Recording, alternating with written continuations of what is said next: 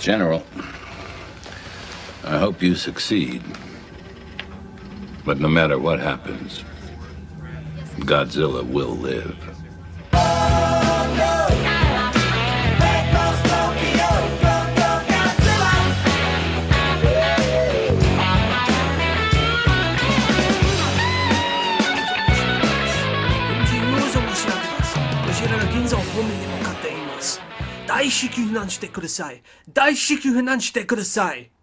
Konnichiwa and greetings everyone, I am Deadeye, and this is Mr. Kali Molotov, or should I say, Mecha Callzilla?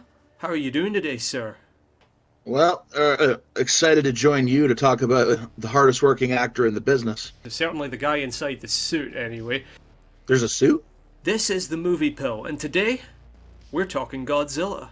This is a bit of an impromptu episode of the Movie Pill, brought about by a sudden resurgence of interest in the big guy himself, due to Godzilla Minus One, which is presently cutting a rampage through theaters. A lot of people are calling it the best film of the year. It's got 5 stars from just about everyone who's seen it. And it's prompted Ducky and I to dig out some of the classics. Some of the Kaiju comfort food. Yeah, I've always been a Godzilla fan. I did see Minus One recently, and just as a quick review of that, it's excellent. Go and see it. I've always liked, first of all, the original Godzilla, the sort of silly, childish, robots and monsters fighting each other kind of route that it ended up going down. But in the overall, Godzilla is kind of a symbol of a trauma of a nation. Yeah, definitely. I mean, no other country has ever actually had atomic weapons used on it. The atom bombs on Hiroshima and Nagasaki were like the exclamation points at the end of World War II. And as such, they're seared into the psyche of that country. And it was only a couple of years later that the concept of Godzilla made its way to the big screen. He certainly lost his way over the years, as you alluded to before. He ceased to be this unstoppable force of nature, representing the irresponsible and warlike use of technology combined with, nature fighting back against mankind that he represented in the original film. And he came to be like, a friend of children and a defender of Earth who repelled alien invasions and all sorts of ridiculous kaiju in increasingly nonsensical films of varying quality over the years. And it was after, probably one of his best outings, Terror of Mechagodzilla. The series went on hiatus for almost 10 years. For someone who has perhaps only seen a lot of the sillier Godzilla movies, watching the original film would be a bit of a shock. People, lying in hospital with, radiation burns and various other injuries, it's a horror movie. When you get into the 70s and he's fighting giant monsters and he's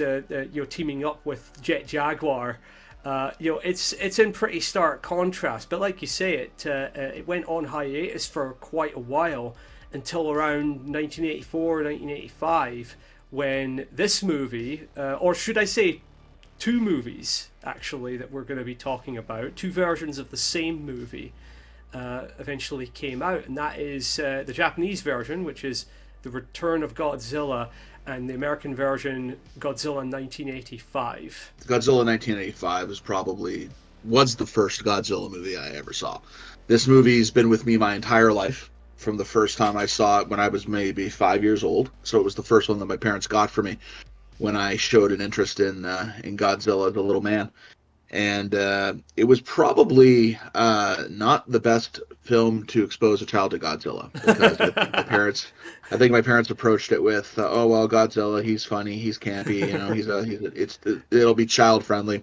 This is by far the darkest and most mature-oriented Godzilla film, probably in the whole series, aside from some of the more modern. You could look at Shin Godzilla, which was the one that Hideaki Anno, the creator of Neon Genesis Evangelion, made, which is a very kind of coldly analytical movie about Japanese governmental bureaucracy. And Minus One, the most recent one, it has a lot to do with survivor's guilt, a lot of dark themes. This one, if you were going into it, as you say, thinking that it's going to be like Godzilla versus Megalon or Mechagodzilla or Mothra or anything like that, you would be sorely mistaken. It's a direct sequel to the original film, and Meaning that none of those other films ever happened, and in the continuity of this film, Godzilla hasn't been seen since 1954. mm-hmm. Whereas, in the first Godzilla film,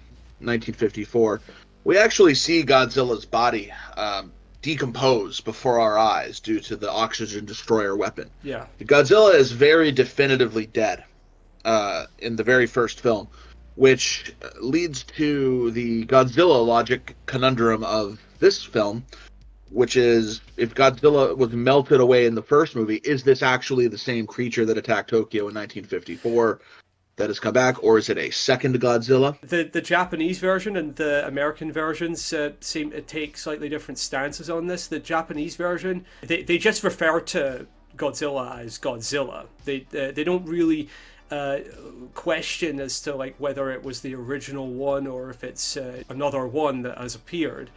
But in the American version, Raymond Burr, who was the sort of vicarious American character for the original movie, he states outright they never found a body. And, well, of course they never found a body. The oxygen destroyer destroyed Godzilla's body, but I'm not even sure if it matters at this point because, Jesus Christ, what a movie we got out of it. With both movies, we begin on a fishing boat off the coast of Japan. The boat's having a bit of a night. There's a pretty nasty storm hammering it. There's a seasick young man who will grow on to be one of the main human protagonists. Okumura, I believe, is his name. I'll take your word for it. He's having a bit of a rough time. He's strapped in with his life jacket, and the screen cuts to what looks like a mountain almost erupting up out of the ocean. We hear Godzilla's trademark roar. And then the next morning we see a Japanese salaryman type guy out on his boat. Well, he's in the aftermath of a. He's a reporter. This is one of our main characters, Goro Maki, who is a reporter for the Toto Times. A reporter is a type of salaryman. Well, I suppose. I don't know. He's out there sailing around in the middle of the ocean hours after a massive storm, listening to the damage reports. Perhaps he's hunting for a story. He's certainly looking for a story. I believe he's looking for what's going on with these boats, because over the radio they're talking about like how seemingly numerous boats have actually gone missing. So he comes across the boat, and it appears to be a derelict just floating, and it appears to have no crew. After he enters the boat, he discovers, yes, the crew is indeed gone, although he does find a pretty nasty looking corpse. Yeah, that looks like all the skin has been all the skin has been melted off of him. I love the corpse, right? Because first of all, the corpse doesn't look all that great overall, but you can also tell that the director has seen Psycho, because it's just like the scene where Mother is revealed at the end, where she turns around the chair and there's Mother as an emaciated corpse, but they've done it here in a Godzilla movie for some reason. He's quickly attacked by a giant. I had no idea what this was when I was a kid. It was a giant sea louse, and apparently this creature is called a Shakirus in the Godzilla canon. They don't really explain this too much in the American version. In the Japanese version, they explain it as being like something that has been exposed to the radiation coming from Godzilla. I assume maybe it's like it's sort of a parasite that's been perhaps drinking the blood of Godzilla, and it's turned into this massive creature as a result. It's unfortunate though they never show up again during the rest of either movie. It kind of sucks because I quite liked the giant blood-sucking sea louse. So our reporter is accosted by the sea louse, and he's rescued in the nick of time by the sole survivor of the fishing boat, who stabs it from behind and manages to penetrate its giant shell. Quickly, a helicopter rescue craft picks them up. When they return to land, the reporter, in a rare display of journalistic integrity, is told that he cannot report the story. Yeah, the Because of my Japanese government basically step in and go, "You're not allowed to say anything about this because this seems to be a habit in certainly recent Godzilla movies." The Japanese government steps in and goes, "Yeah, you're not allowed to say anything. We can't tell anyone about the gigantic monster that is possibly coming towards us." They end up having to deal with it. It ends up causing way more damage than it otherwise would have when it attacks, a populated area as opposed to an area that's been evacuated. And they end up looking stupid because they lied to the public about it instead of being forthright so that people could take precautions. Cultures vary. Government's blathering idiocy prevails. Now that Godzilla has been declared fake news, our reporter is assigned to look into some of the background, and this is where the exposition train begins. So he goes and he speaks to a professor named Hayashida who studies Godzilla's radiation and Godzilla's mutations. There is where he meets the primary. I wouldn't call her romantic interest for the film. She's the female lead. There's a bit of chemistry between the two. There is, yeah, but it never really goes down the route. There's a couple of moments in the film where they kind of look into each other's eyes, and there's maybe a moment where you think, oh, they're gonna kiss or something like that, but it never gets to that point. So after getting to know her a bit, he realizes she's the sister of the man that the government is keeping under wraps that he rescued from the fishing boat. It's a small country, Japan, in that city of 30 million people, where everyone seems to know each other. So after struggling to contain himself for quite literally all of 45 seconds of screen time, he immediately spills the beans and tells her that her brother's alive. In the immediate aftermath of that, a Soviet nuclear submarine is attacked and destroyed by Godzilla, which causes the United States to put NATO on high alert and the Soviet Union to assume an offensive posture in Eastern Europe. World War III is about to start between the superpowers, and in order to forestall this, the Japanese government decides, all right, well, we tried keeping it under wraps for about 20 minutes there. It was a noble effort.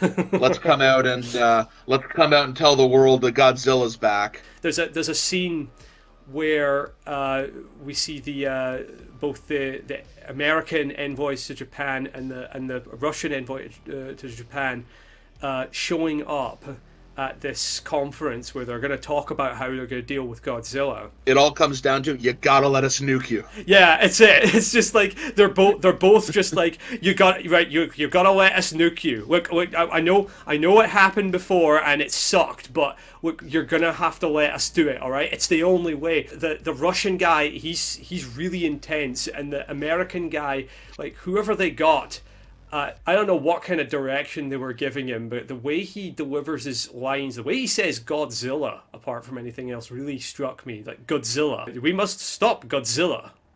We must use nuclear weapon. There's this part where he's talking, he kind of does this hand gesture where he's like, this is no time to talk about principles, and he just does this kind of dismissive hand gesture. I don't know, a lot of things about this guy kind of struck me, the way he performed it and everything. You're definitely right. They got two excellent actors to play these two ambassadors, and they lean into the respective stereotypes that one might have about Cold War era Americans and Cold War era Soviet officials and mentalities. The fellow who represents the Soviet Union is very very intense, almost belligerently angry with the Japanese, whereas the American is condescending and almost acts like he's talking to a puppet state rather than an ally. Exactly, and in the Japanese version, the way that they sort of portray Japan in this situation through their prime minister character is that they are the sort of moderate between these two extremes. In the American version, they sort of lean a bit further away from the idea that America could be anything other than a good guy sort of actor. For example, the space nuclear weapon that the Americans have. In the Japanese version, you see this in space, very much like the Russian one. In the American version, you don't see this. You only see the Russian one. It's to make it look like the Soviets have militarized space in secret. This was the era. Not to get too off topic, but this was the era that a lot of American intelligence and military observers believed that the Soviets had a definite advantage in military technology, which led to the push for things like Ronald Reagan's Star Wars program to be able to shoot down ballistic missiles with lasers in space. Right? I think some people, at least the general public, believed it entirely possible that there would be a Soviet satellite orbiting the Earth that could fire a nuclear weapon down with very minimal notice. We ought to go into some more of the differences between the American version and the Japanese version. One of which, like I said, is the more sort of favourable view of the US and a less favourable view of the Soviet Union. A Soviet officer is shown as going aboard a ship which is situated, I think, around Tokyo Bay, to shut off the control system for their space nuclear weapon. What the hell that's doing on a boat at Tokyo Bay, nobody knows, but whatever. He turns it off, but then Godzilla finally shows up to attack Tokyo, and that results in this pretty awesome battle at a harbour in Tokyo. But of course, this also results in that boat sort of getting knocked by the power of Godzilla, and it ends up being activated. It seems like the missile's on some kind of a dead man switch, and it will fire unless he stops it from firing. Whereas in the American cut, he's desperately trying to fire it before he succumbs to his own injuries. It goes to show you how editing one scene a different way can change its meaning entirely. Yeah, and there was apparently there was an interview with the producer of the American cut of the film, a guy called Anthony Randall. The rumor was that because the owners of New World Pictures were conservatives, that was the reason that it was cut that way. But Anthony Randall put that rumor to rest by saying, they weren't necessarily conservatives, and it was nothing to do with politics. That was all me.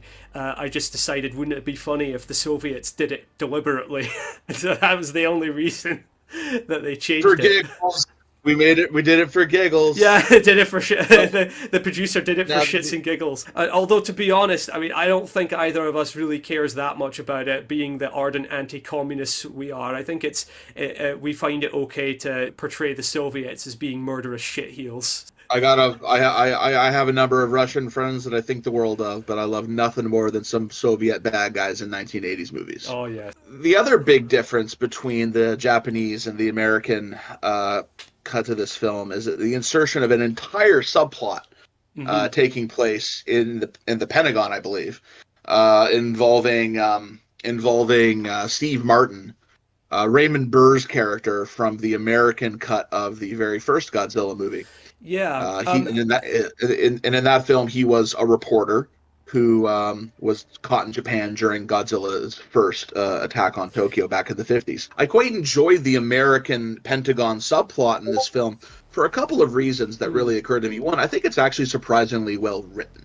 I think so as well. Even though he doesn't really do that much, he's really fun to watch because, like, I don't know, Raymond Burr just has an authority about him, doesn't he? He's doing his best Orson Welles impression. Yeah, he's doing his Perry Mason thing. He's in there and he's like taking the room by storm, really, even though he's just kind of standing there.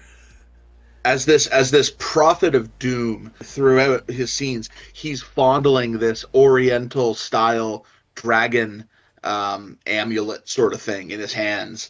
You know, it's never really explained what it is, but it's almost like a worry charm that indicates when he's thinking about Godzilla. He's kind of like the Dr. Loomis of Godzilla, isn't he? It's almost like there's a connection. Like there's a connection between him and Godzilla. Yeah. He's humorless. There's several occasions where he offers wise counsel. There's other occasions where he puts this jokey Southern American Air Force officer type Yeah, character. Major In his place. McDonough. Major McDonough. I love that guy. He, I yeah, love that guy. I like that guy He's too. funny. I remember like one of the first things he says is referencing the like these sea louses, these giant sea louses that have washed up on shore over in the United States. Saying it's like these suckers are like 5 foot long, and another great thing about that scene. Did you notice that Dr. Pepper was backing this film? You see multiple conspicuous shots of Dr. Pepper vending machine, Dr. Pepper cans, characters drinking Dr. Pepper in the Pentagon War Room. Um, while they watch Godzilla rampage through Japan. I think the reason that it's Dr. Pepper, I've read it here, is that they had licensed the Godzilla character for commercials earlier in the year, independent of New World, right? So basically, they kind of made a deal with New World to advertise their product in the film because they'd already kind of gotten rights to the character to do that. So that's why when you see the first shot of the American footage for the film, there's a gigantic fucking Dr. Pepper vending machine in the background. But the American Pentagon subplot, you know, it is disparaged by some Godzilla fans as not fitting with the tone of the film. But in my view, it gives the film a more global dimension. You know, it's interesting to see what the American authorities would think of the situation and how they would react to it in the context of the Cold War. It gives a lot of exposition that I don't think is really present in the original cut of the film. I think it gives a bit more intensity to the sequence where the war, as the Soviet warhead is coming towards Japan.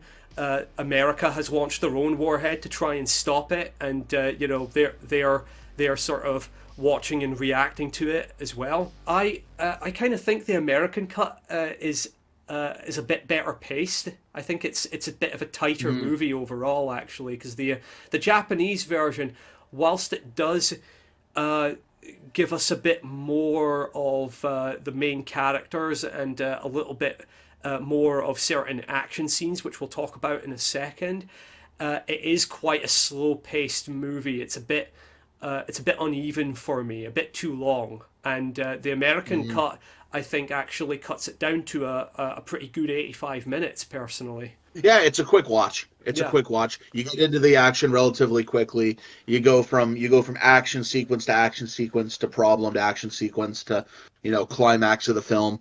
There's very few boring sequences in this movie. Yeah. One of the big problems with a lot of the classic Godzilla movies is, and even some of the more recent ones from the 90s, is that the human characters just suck, and it's I don't care always anything about them. It's always difficult to get some compelling human characters in there. Now, like Godzilla -1, again, I go back to that. That has some very compelling human characters. Shin Godzilla, not quite as much, but still, it's better than some. This movie, whilst it goes down the, you know, all right, we're doing the reporter thing again.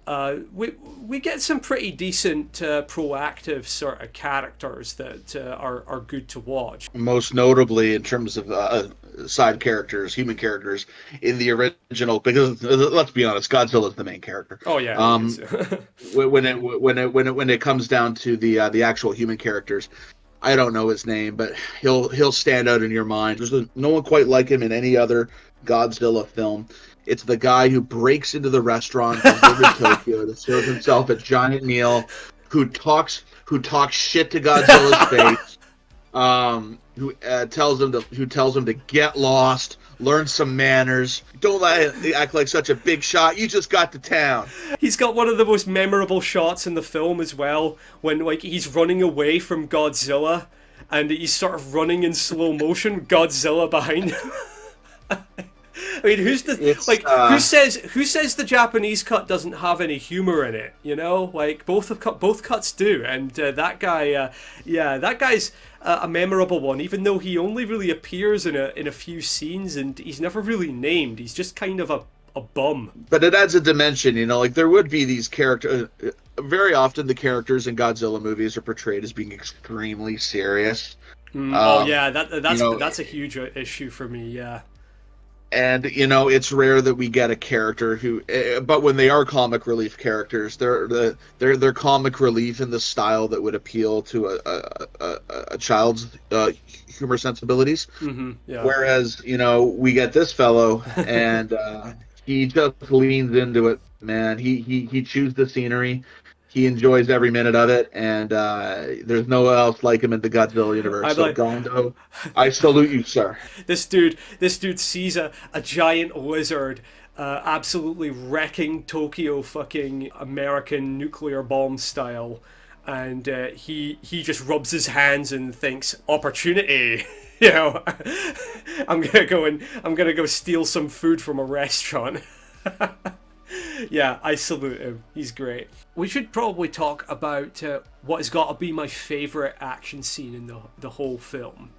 And that is when Godzilla faces off against the Super X weapon. Japan built a UFO to protect its capital. Yeah.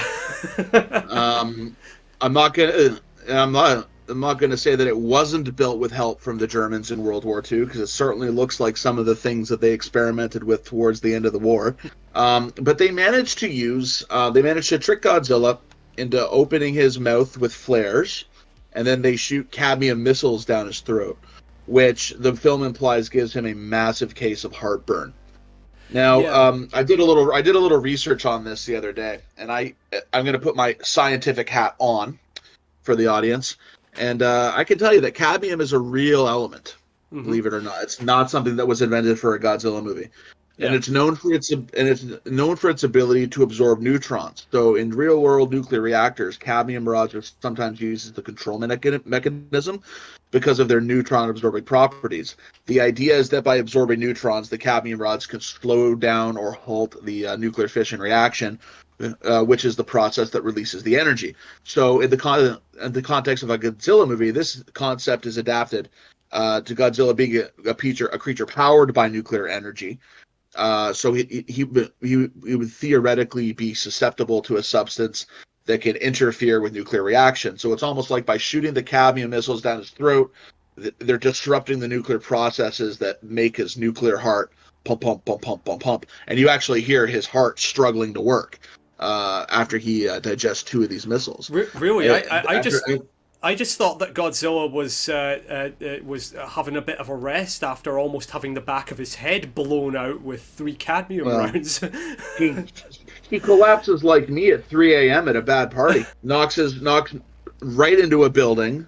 And takes a nice nap. That image of him collapsed like inside the sort of caved in part of the building, that's a fantastic image. I could imagine seeing that in like a comic book or something like that. It's one of the most memorable images in the whole film. This one actually gives him a worthy and seemingly strategic military adversary. I mean, the Japanese self-defense force comes out and hits him with everything they have. Yeah. Modern attack fighter jets. I believe those are F-14s. They also have maser cannons, those laser things on tank treads, half tracks, I should say. And those don't seem to be very effective at actually harming Godzilla. But they use them in such a way in the film that they're almost dragging him on a preordained path through the city, probably to make it so he's not rampaging around a broader area. They can control his path through the city. Yeah, and I gotta say, the way that they've built the miniature like Tokyo here, like this is one of the most visually arresting Godzilla movies. They've obviously upped the ante when it comes to the special effects, like the buildings exploding, the cars exploding along the highways and whatnot. One scene that I love is when he picks up this bullet train. And of course, it made me think of Blue Oyster Cult. He picks up a bus and he throws it back down, and he picks up this bullet train, And there's this scene in the Japanese version. You don't see this in the American cut, which is a shame. When he looks into the bit of bullet train that he's got in his claw, everyone, of course, is looking up and going, ah, and everything. But there's this one guy who looks like he's a priest or something like that, who looks up at Godzilla, takes off his glasses, and just smiles up at him. You know what might explain this? That scene, parts of it were actually taken from an earlier film that Toho had put out in the early 1980s called The Prophecies of Nostradamus. Okay. Interesting subject for a Japanese film to tackle. Now, I've never seen this film, but I understand that it's basically like a natural disaster movie. And that monorail shot, with the explosions all around it, were taken as stock footage from that, in the grand Toho tradition of pirating their form of films for stock footage. I just like the idea that there was like a Japanese priest who just like smiles up at Godzilla and goes, ah, I get to meet Jesus today. You know, but then the next part, like he just kind of, he doesn't even throw the bullet train down. He just kind of tosses it aside. You know, he loses his interest in it when he sees the Super X. And yeah. I'd like to talk about Godzilla himself for a moment. In this film, he's positively demonic looking. Yeah. They've made his eyes very angular and sharp. They've given him much larger, pronounced teeth. Mm-hmm. They've given his skin a greasy, almost algae covered appearance. He has his skull and his jawline have almost cat-like features. He looks like a predator, and he looks pissed off the whole movie. And when there are several shots of Godzilla superimposed in front of a blood red sky. Oh God, yes. Which are just fantastic. It looks so good, and I'll say this, right? So the Super X weapon does take Godzilla down for a moment, right? But then, as I was talking about before, the Soviet warhead is on its way to Tokyo. The American warhead intercepts it and blows it up in like the atmosphere, right? And this, of course, as you say, results in the red sky. In the American version, Major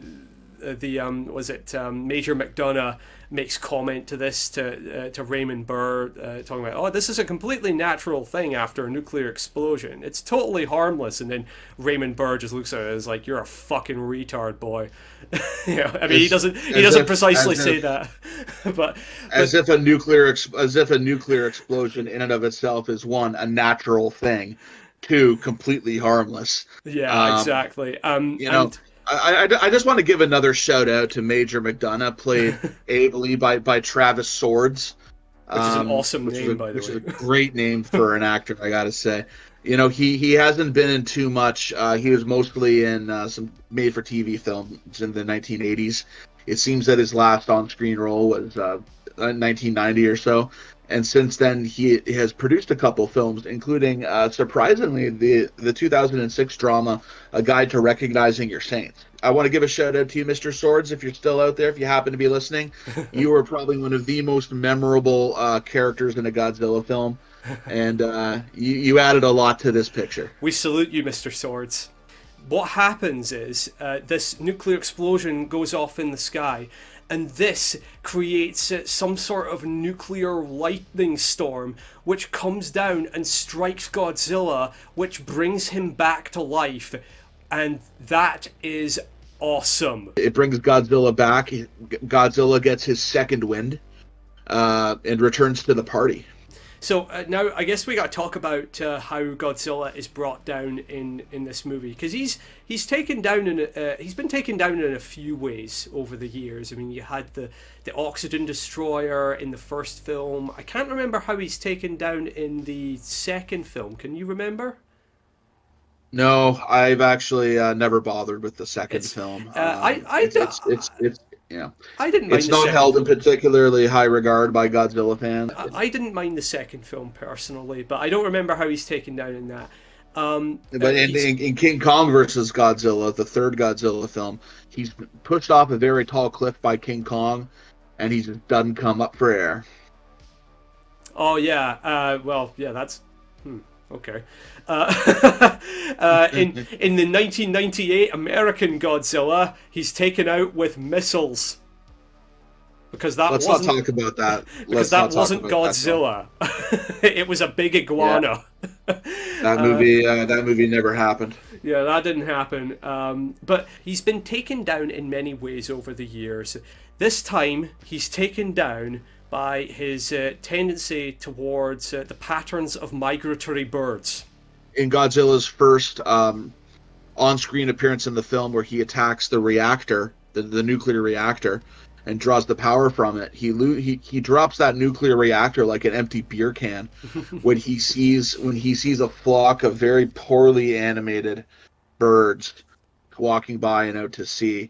Now that's Chekhov's bird flock, and this is the trick that they use to create a high frequency emitter that is used to pull Godzilla toward at the end of the film towards a volcano that like the complete klutz that he is, he just walks straight into.